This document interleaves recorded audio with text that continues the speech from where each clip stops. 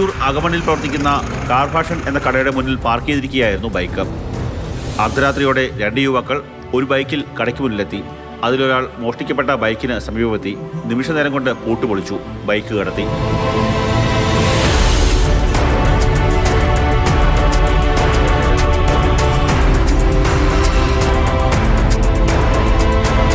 അടുത്ത ദിവസം രാവിലെ ബൈജു എത്തിയപ്പോഴാണ് ബൈക്ക് മോഷണം പോയ വിവരം അറിഞ്ഞത്.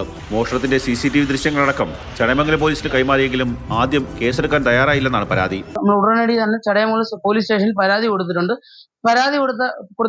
ഇതുവരെ FIR അവരിട്ടിട്ടായിട്ട് നമുക്ക് കിട്ടിയിട്ടില്ല. ഉടനടി നമ്മുടെ ബൈക്ക് കണ്ടെത്തി തരണമെന്ന് നമ്മൾ ഇത് ചെയ്യുന്നു. പിന്നെ നമ്മുടെ ബൈക്ക് പൾസർ NS 200 ആണ്. നമ്പർ KL 24 9163 ആണ്. നമ്മുടെ ബൈക്കിന്റെ ഏകദേശം ഇപ്പോഴത്തെ ഒരു മാർക്കറ്റിൽ വെച്ച് 2.5 ലക്ഷത്തോളം വില വരുന്നുണ്ട്. 13 രാവിലെ മോഷ്ടിക്കപ്പെട്ട ബൈക്കിന്റെ ഉടമ പരാതി നൽകിയെങ്കിലും ഇന്നാണ് പോലീസ് കേസെടുത്തത്. അന്വേഷണം തുടരുകയാണെന്നും പ്രതികളെ കണ്ടെത്താനായില്ലെന്നും പോലീസ് അറിയിച്ചു. 1 മാസത്തിനിടെ 10ലധികം മോഷണങ്ങളാണ് ചടയമംഗലം പോലീസ് സ്റ്റേഷൻ പരിധിയിൽ നടന്നത്. ഇതിൽ ഒരു പ്രതിയെ പോലും പിടികൂടാനായിട്ടില്ല.